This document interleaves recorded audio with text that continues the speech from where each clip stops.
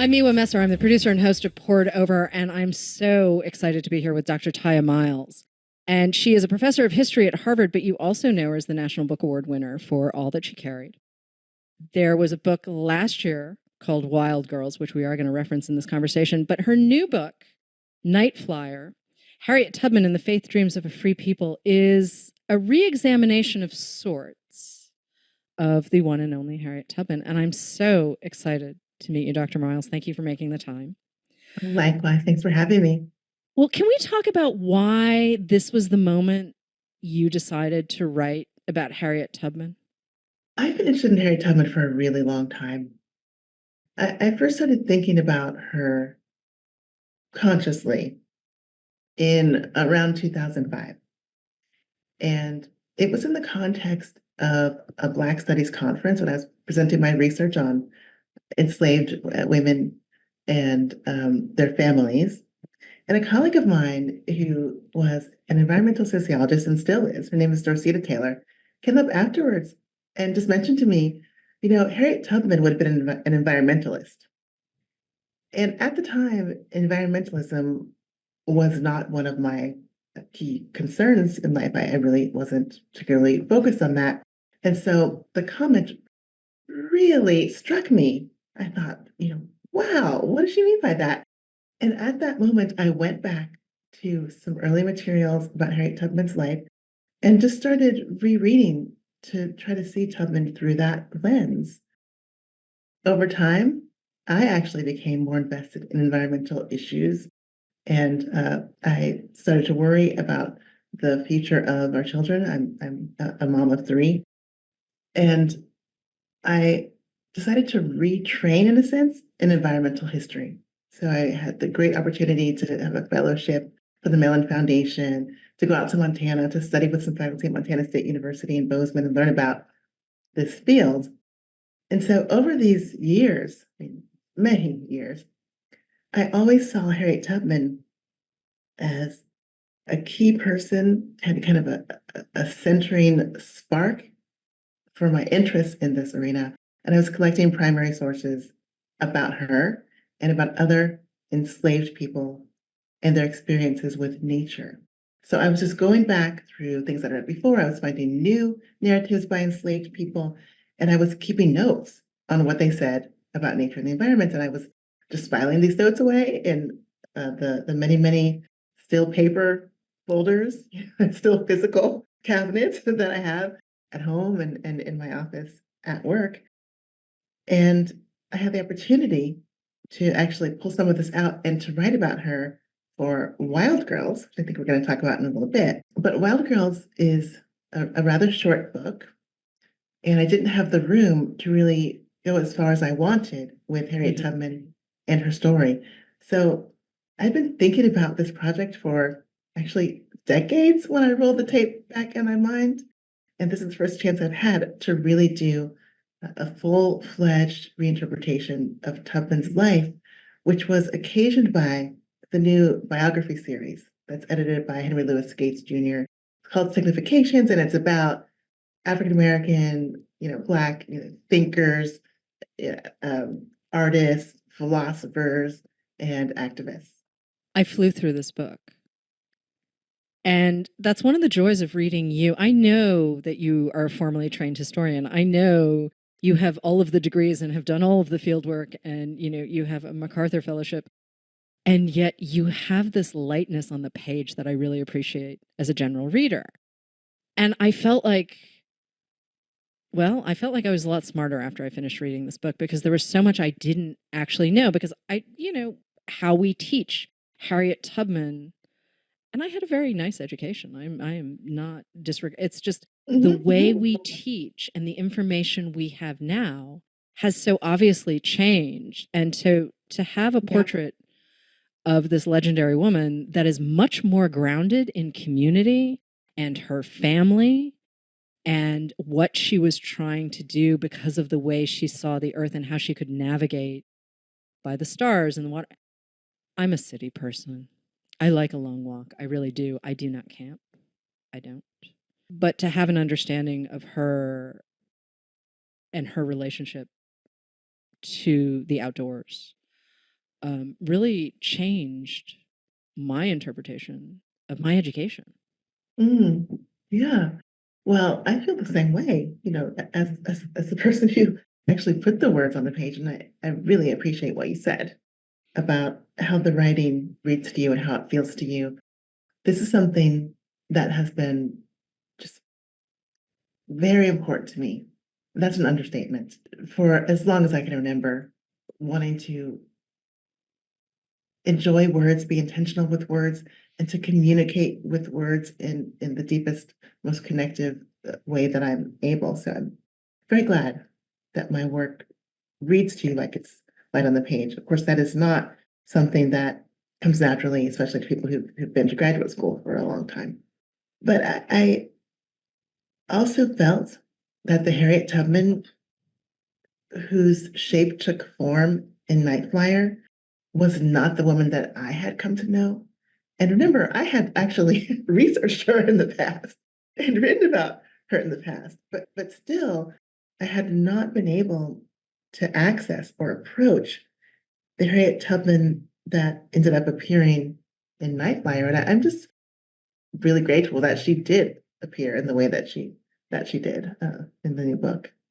But one of the challenges of writing about someone like Harriet Tubman, though, is the lack of records. And when I say lack of records, she did not read or write because she was never taught to read or write. Her story has been told multiple times, but mostly through other people's interpretations. She would, I don't want to say perform her story, but she would stand up in front of audiences and really talk about what she was doing and how she was doing it. But there was a way about her that was performative because she was also trying to Yeah, raise money for right. what she was doing. So here's part of the challenge. You're digging around in an archive, and how much of this is someone else's interpretation, however well intentioned, it's still not the woman herself. So, can we talk about that Right. research process and how that feels? Yeah, because I actually love talking about method. I Mhm. love talking about the research. And I don't know if it's so apparent to lots of people, especially if they don't do historical research, but it's always going to be a struggle Right. to come close to understanding what happened in the past, no matter what the subject, Hmm. because obviously we're not there. The past is gone. There's no way to directly ascertain it. Right. We can't get there. We can't get on a plane and fly there. We have to rely on the evidence that has lasted to our day. And that evidence is, of course, going to be, to a certain extent, random. It's going to be patchy. It's not going to be consistent. It's going to be created and preserved by people who had the wherewithal to produce it and to keep it in a nice, dry, safe place over decades or centuries or millennia. So always the historical enterprise is going to be compromised by those realities.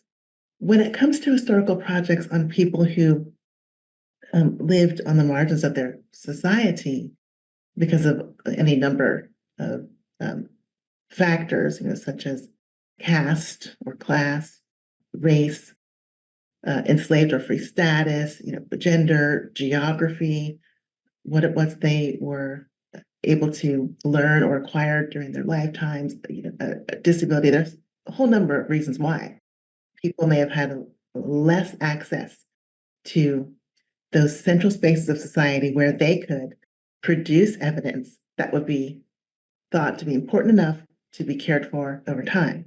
So when it comes to these individuals, it's even harder to try to find the bits and pieces that will help us to come close to reconstructing the past. So it's always the case that it's going to be tough. It's always the case it's going to be tougher when it comes to certain subjects and certain populations. And this project by Harry Tubman fully realizes and represents those problems. Because here we have an enslaved woman who, as you said, couldn't read or write because she wasn't allowed to be able to learn. And yet she's an incredibly well-known figure.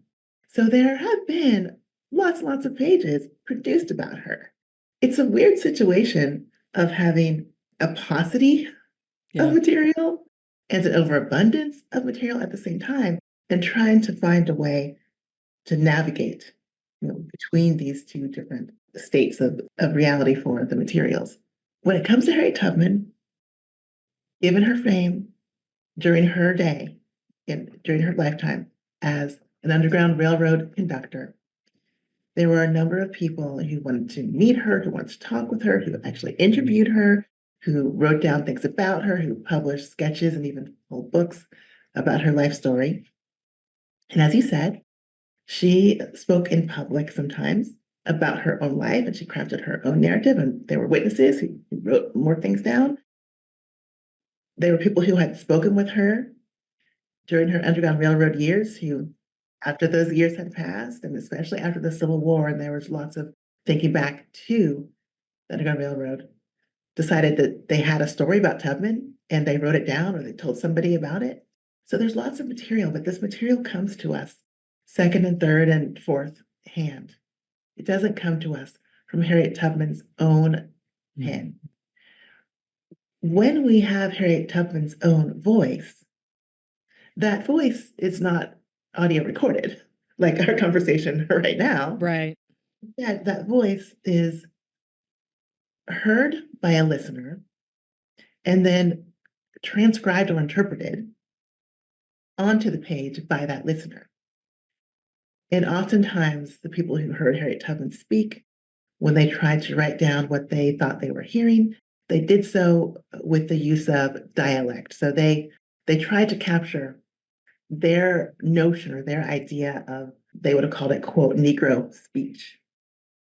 And so representations of her life and her story come to us from a distance, several times removed, and with a number of features embedded that are stereotypical. My challenge as a researcher and as a writer of Tubman's story is one that everybody else has shared, has written about her in recent decades. And there are many of us, and I feel like we're a team now trying to, share lots of different understandings and pictures of Harriet Tubman. But we've had to deal with these sources that are truly compromised. And we make different decisions about how to do that. One choice that I made, Miwa, was I decided not to reproduce any kind of rendering of dialect when it came to Harriet Tubman's speech. And, it's a tricky decision. There could be people who would criticize me for that because in making that shift, I am taking it upon myself to actually change, to edit the primary sources. I am not giving it to the reader in Night Flyer exactly as I read it in the primary sources, because I have not wanted to reproduce a stereotypical kind of recording style of Harriet Tubman's voice. But that decision, it also has costs. Costs like what, though? The main cost that I see is that it takes us even further away from the original source. Because I have now introduced an additional layer of editing. And Harriet Tubman has always been edited. The people who talked with her and wrote her story down, most prominently a white woman supporter named Sarah Bradford, edited Harriet Tubman all the time. And Bradford says, in a way that's just maddening, that she left a lot of things out. Okay, what did she leave out? Right. What did she change? We want to know, right? But we're never going to know because she made that choice. Now, when it comes to Night Flyer, readers of my book do have the opportunity to go back to the original. Everything's footnoted. They can go and see how Sarah Bradford represented Harriet Tubman's voice. So that is there. And yet I have introduced another change and I have added another person, this time me, in between Harriet Tubman and readers of her story. A lot of booksellers studied English in college. I'm not one of those. I was actually a history major, Mm. and American history was not my thing. I also had a slight language challenge because my Mandarin is not what it could be. But working through whatever source material you can, I mean, I'm acutely aware of how Asia was presented, right? for years Yeah. and years through Mhm. mostly white men, to be honest. Mhm. Mhm. And whether it's Japan or mainland China or Taiwan or whatnot, I mean, for years and years and years, primary source material that was available outside of the original language is just, oh, that guy again. Okay. Yeah. And they Mhm. taught at universities. And it's not to say that they didn't know the material or that I'm sure many of them, their Chinese is infinitely better than mine. But there is always going to be a cultural lens that gets applied. And I mean, how much of it is, this guy who grew up in, outside of Boston? Like there's some references there that I can filter out because I grew up Mhm. outside of Boston. Mhm. And I know people like that. And I understand how the patterns work. So part of why I love reading history though, as a layperson, because I'm I am not going back to school anytime soon, is to have someone else fill in the gaps for me. Yeah. Because I know there's quite a lot that I don't know. But I Mhm. also know that there are pieces of American history that were not taught to us in ways like the research has expanded. We know more now. We have different language, but the Mhm. archives are still the archives. Right. And we have different questions too, Yeah. which makes a huge difference. Because even if the archives have remained exactly as they existed in the past, Hmm. coming to them with new questions helps us to see all kinds of things in them that were missed before.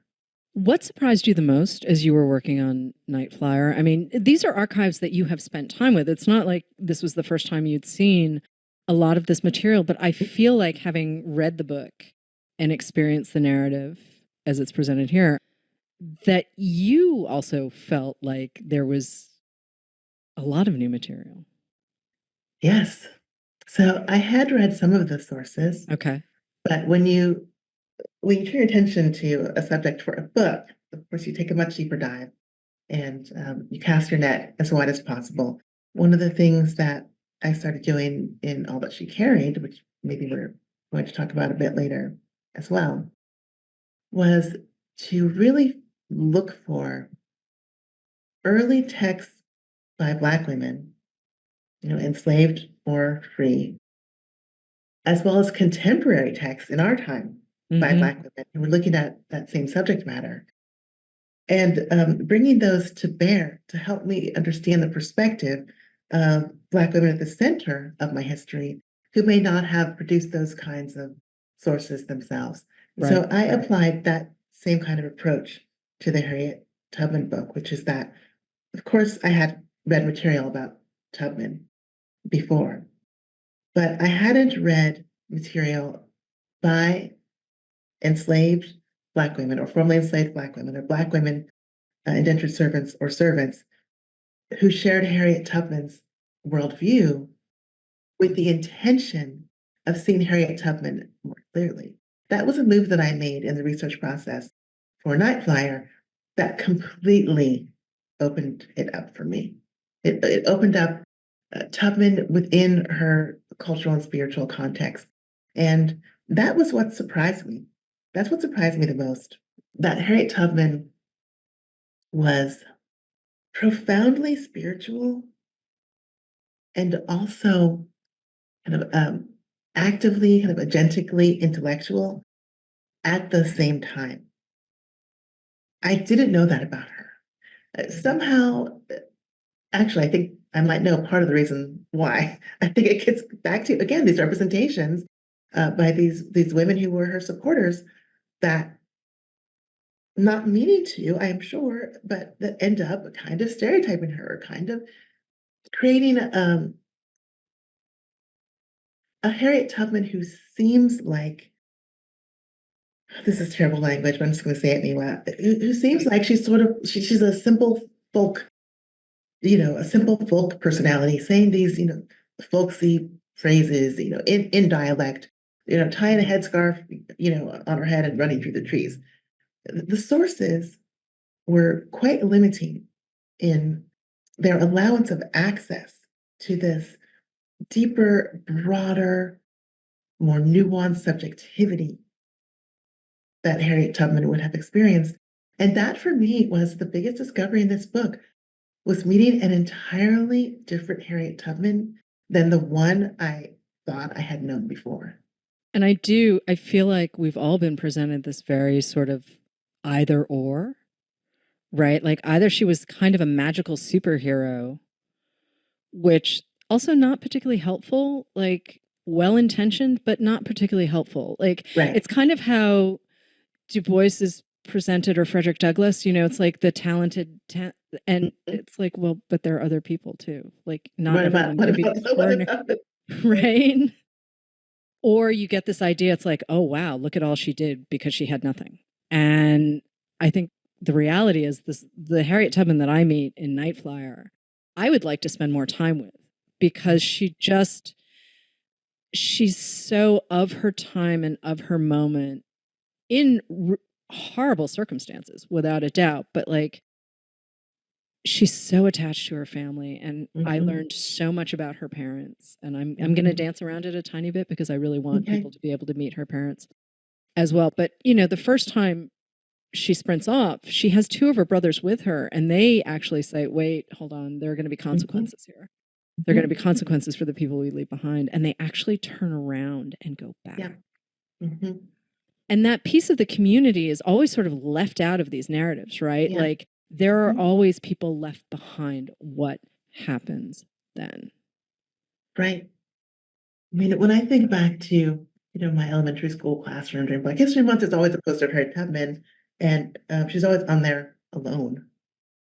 When in reality, just as you have said in those examples, she never wanted to be alone.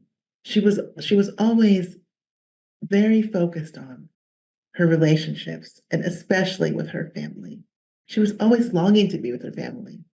And when she wasn't with them, she was not only emotionally desperate and lonely, but she was also thinking up plans and devising ways to be with them.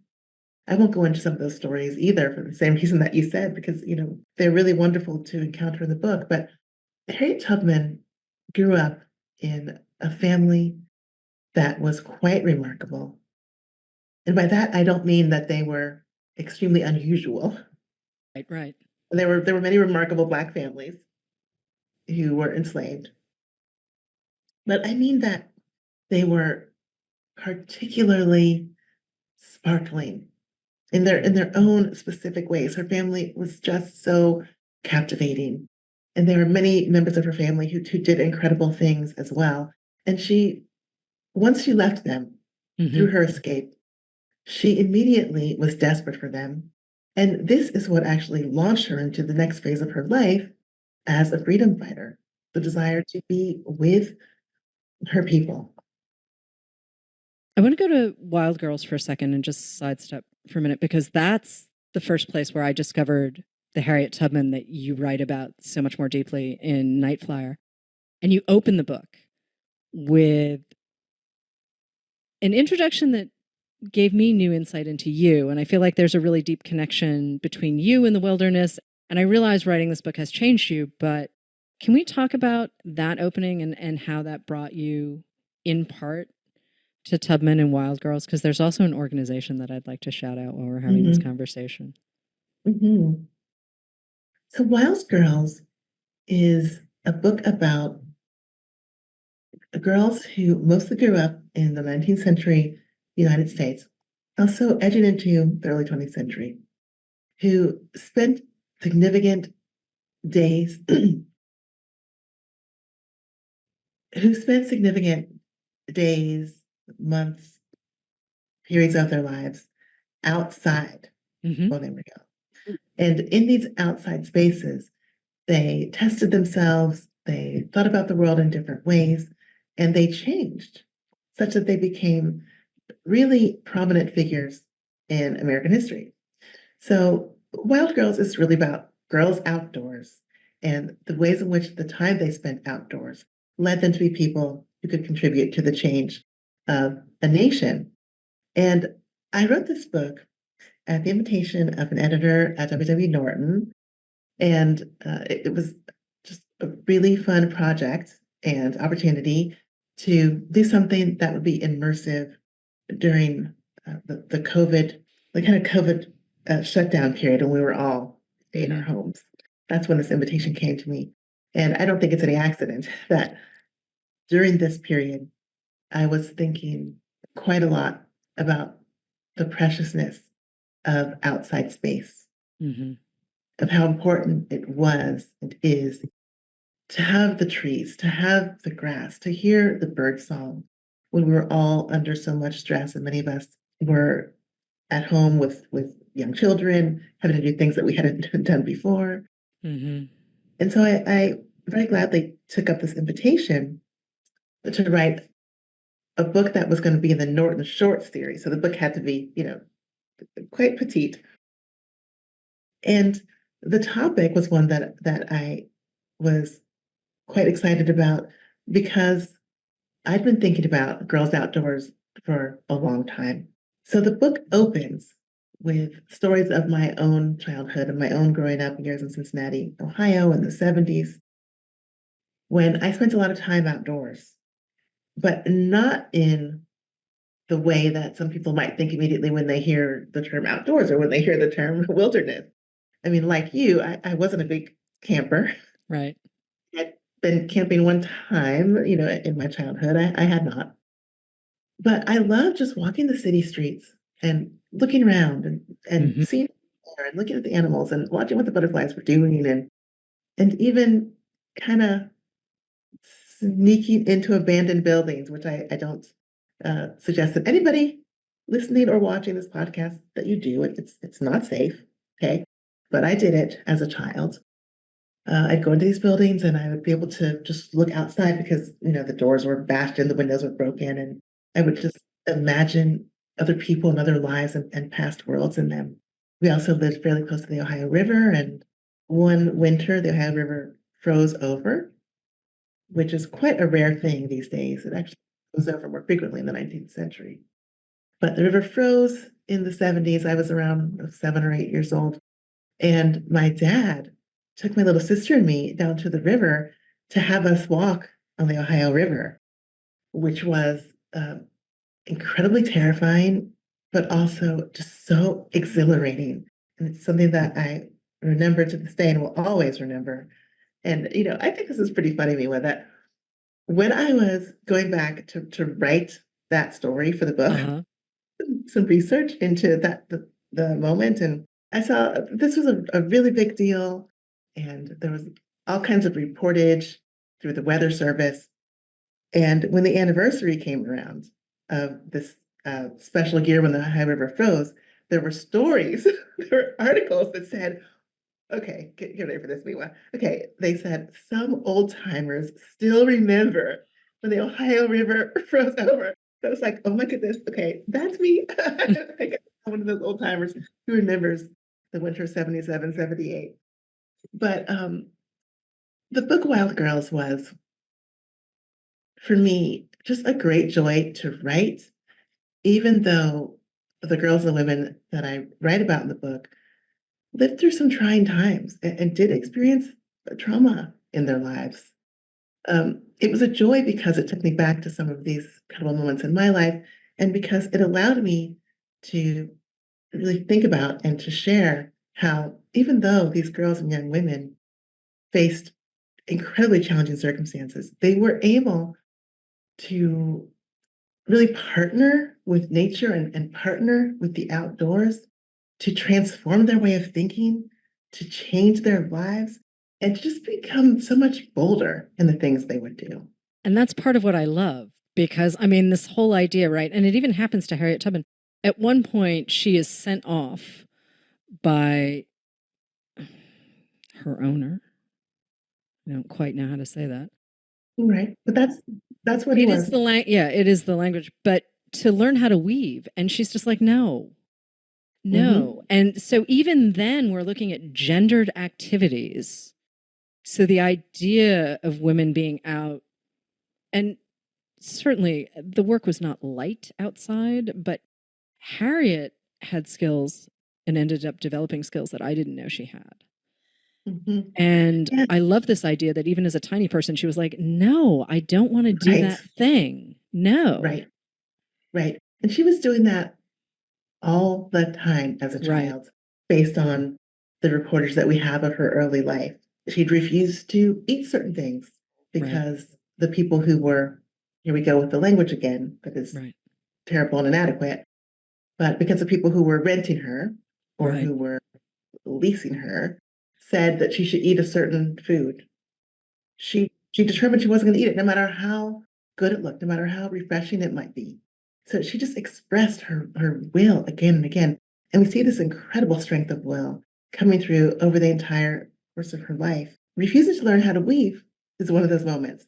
And to my mind, this was quite a striking moment in Harriet Tubman's early life because the people who were renting her or leasing her, I mean, they thought, oh, this dumb kid, right? Probably this dumb racial slur, can't even learn how to weave. But what we learn, I think, through looking at the primary sources about Tubman and looking at her past through her memory, is that no, actually, she could learn if she wanted to, but she didn't want to because she hated being inside of the homes of the people who were leasing and renting her. She hated being under their strict surveillance. She hated being so close to the potential for physical punishment by being right in the next room in the house. And she actually loved the outdoors. She loved the sunshine. She loved the wind. She loved the trees. And even though outdoor work was incredibly difficult, very taxing, Hmm. and made her ill as a child. It nearly killed her as a child. She preferred it. And so, if we think about Harriet Tubman, who, when she was little, went by the nickname Minty, if we think of her as a very, very young girl, aged 4, 5, 6, she was that young when she was first Right. leased out by the man who owned her mother and her and her siblings. Having the understanding of herself, right? And kind of the strength of will and the conviction to reject learning how to do household work and to sort of have an influence on events such that she would be put outside to work.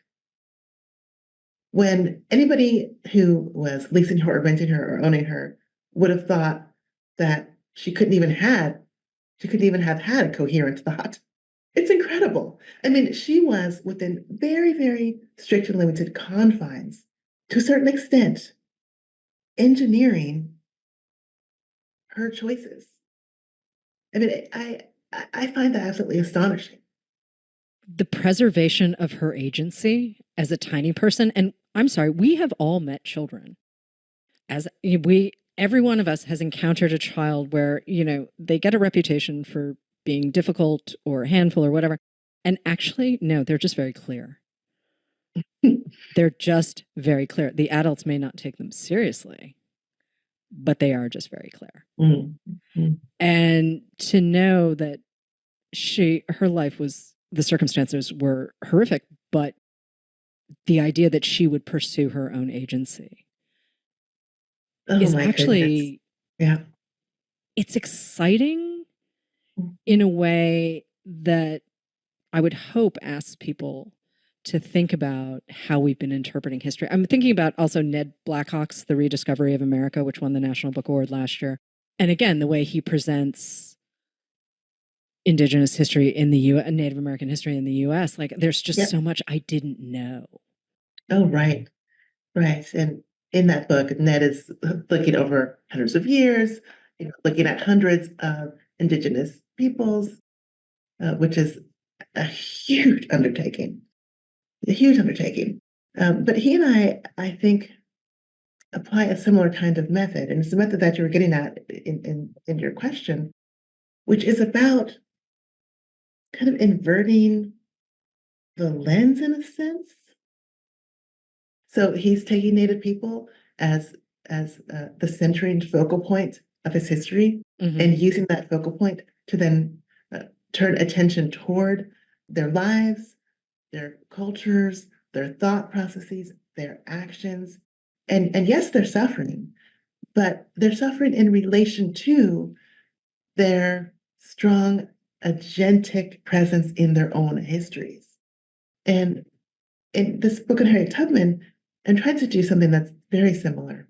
I'm trying to turn the lens in toward Tubman and to center her through her own perspective. And by that, I mean, she has been centered in these other books that I'm talking about, these biographies written early on, written, published during her lifetime by people she knew. I mean, she's the subject of them, but we actually don't get her subjectivity through them. And that's what I was really trying to do in Night Flyer. I was desperately attempting to have Harriet Tubman and her mind, her spirit, her heart be the place where we begin, and to have the narrative that I offered of her life open out from there. Which is what you do in All That She Carried, which won the National Book Award in 21. Mm-hmm. And it is deeply accessible history. It is centered around a textile.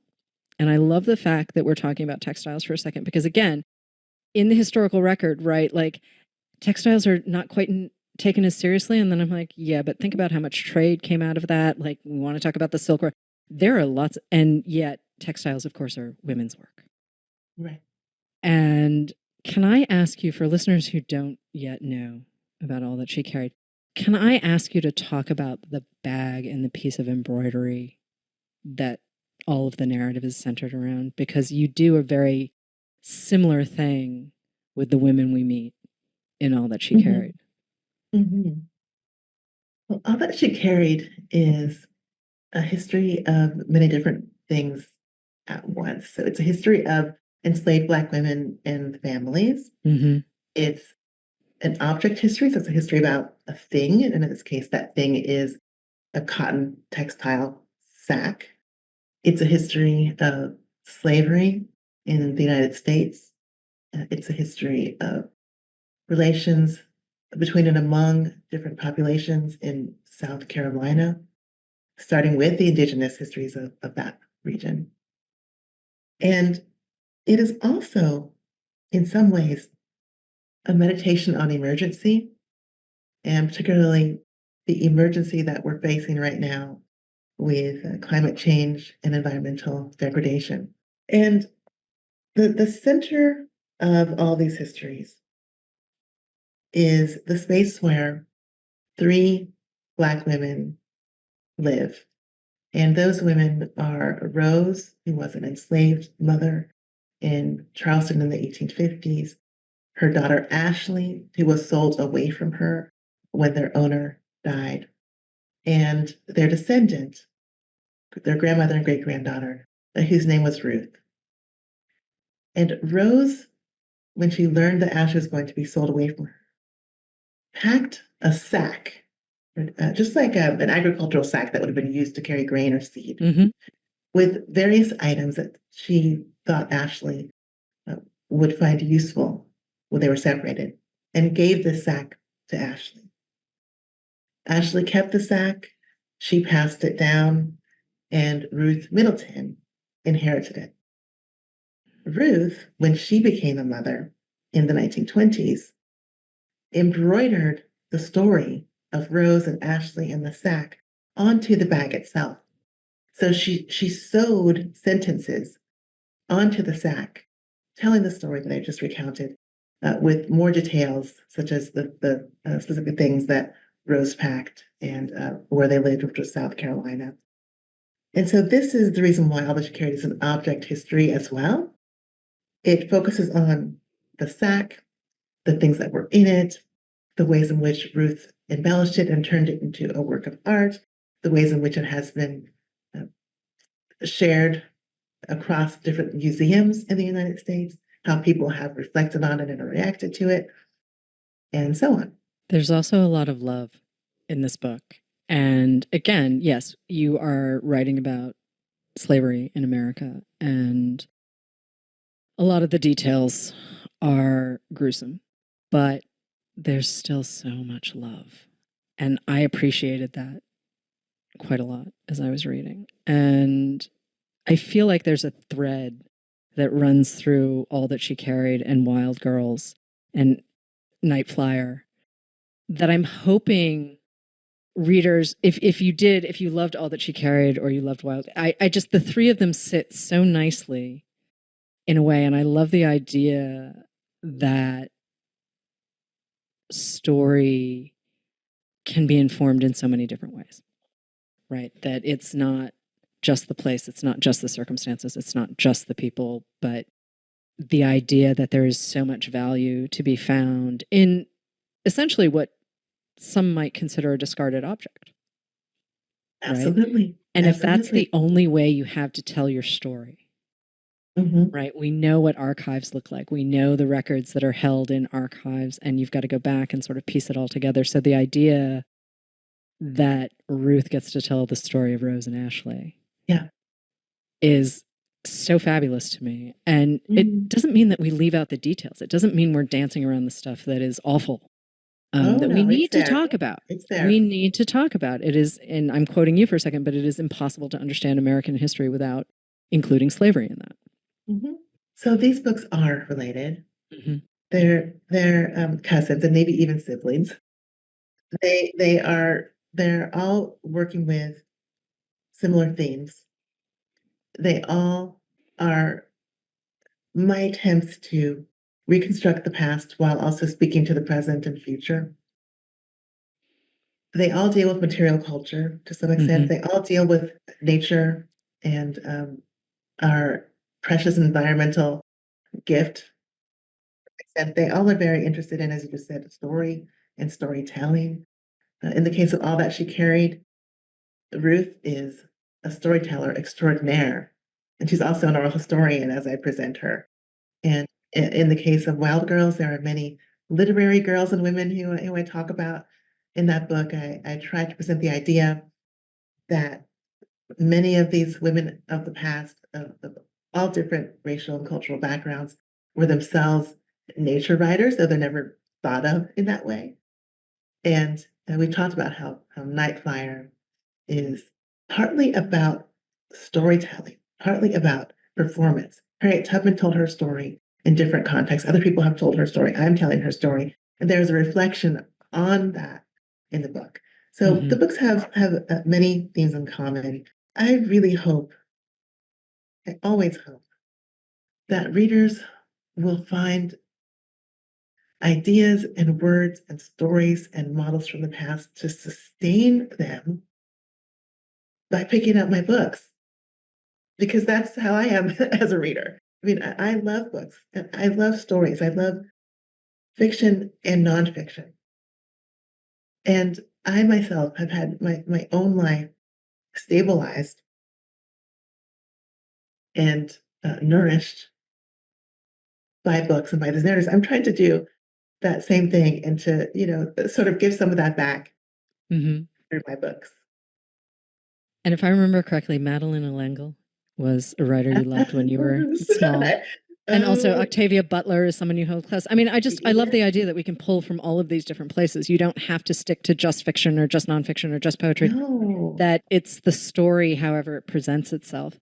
Yes, it's everything, and Mila, so I have to seize upon this moment you've just offered Sure. to say, when I worked on All That She Carried, I focused on the bag, which is referred to as Ashley's sack. This was the sack that Rose gave to her daughter, Ashley. And I started reflecting a lot on the sack as a thing and how a sack functions and what it does and how a sack is used. And I was very fascinated by this a bit of speculation that I came across at a source that there must have been a woman who developed a sack as a tool Yeah. because she needed her hands probably to gather food, and she probably had a baby. Where is she going to put all that stuff? So the sack becomes something that I really think quite a lot about and all that she carried. And what you just described about fiction, nonfiction, different literary traditions coming together to influence us, to me, that is an act of sacking. I'm going to turn it into a verb Okay. in a new way. I don't mean the old way, like in Roman times. I mean that is an act of sacking, as in using a sack to bring disparate parts together and to create a new thing, kind of a new whole with them and through Hmm. them. And that's the way I think. It's the way I work, and I just feel so happy that all that she carried came into my life as a project and gave me language for it. I'm delighted I got to read it. But before I let you go, I do want to just stop briefly on this idea of also being a public historian. Mhm. It's not something I was familiar with, but I love the idea. And I want to take a couple of minutes before I let you go back to all of the things you need to do. Public historian. I love this Yeah. idea. I love this idea so much. Well, I love it too. And I am one of many, many people who identify in this way professionally and also in terms of what we feel kind of called to do in this world in terms of like our purpose and our contributions that we can make.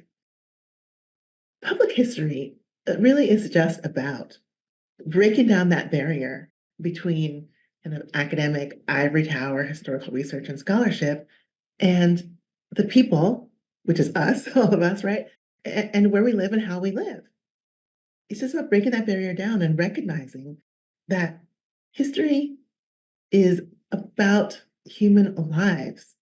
It's about human experience. History has the power to change individuals, to change families, to change communities, to inform us all, right? To shape our politics.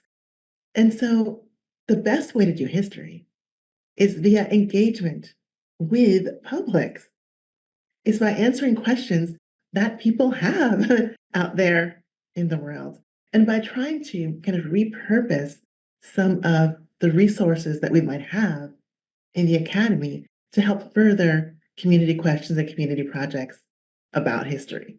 So basically, as my dad might say, in the streets, it's history kind of for the people and by the people and with the people. And I love all of that. But there's also Eco Girls, which I did intend to bring into this conversation sooner. Eco Girls is an Yes. organization you founded in Michigan for young girls Mhm. to learn about the wilderness and become more aware of their sort of place in the world and all of that. And can we just connect that for a second? Because I do think history is part of that conversation, right? Yeah. So many years ago, time is becoming a funny thing these days, but when my kids were small, and around the same time that I was starting to learn about environmental issues, which I was recounting earlier on in our conversation, I had the opportunity to take an environmental justice tour of Detroit. This was back when I was living in Michigan, teaching at the University of Michigan, where I taught for many years and really missed quite a lot, I must say. And during this tour of Detroit, I learned so much about the ways in which communities in Detroit were having to deal with unhealthy environmental um, structures in their communities, like a new incinerator that was polluting Mm-hmm. the air, Mm-hmm. leading to asthma, dumped waste that corporations had just left behind and not cleaned up. I remember going to a public school and seeing how the schoolyard was right next to just a huge pile of old car parts that some car manufacturer had left there. And our tour also included community gardens, which was important for bringing our spirits back up a little bit, helping us to remember that, yes, bad things had happened and were still happening, but that there was a will in the communities to find hope and to seed a, a brighter future. And so I came back from that tour feeling like, hey, this is terrible. And this is inspiring. Is there anything that I can do to kind of step into that space? Can I contribute in any way? Because my kids were small, I think I automatically thought about kids and their needs. And my oldest children at the time were twin daughters who were like, around 5. They were just starting school.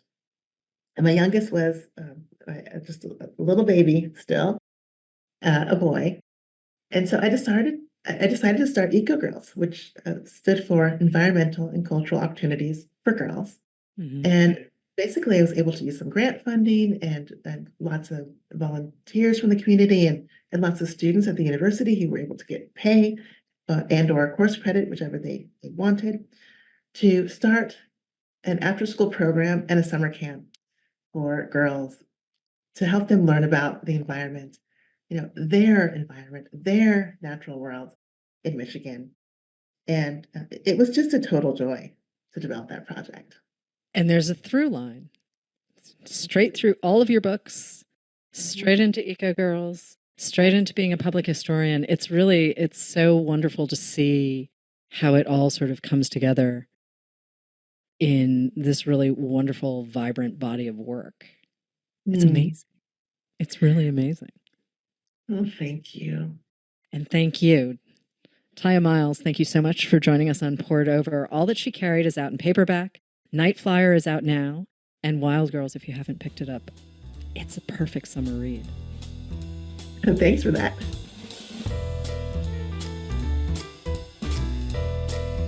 Thank you for listening. Poured Over is a Barnes & Noble production. To help other readers find us, please rate and review the show wherever you listen to podcasts.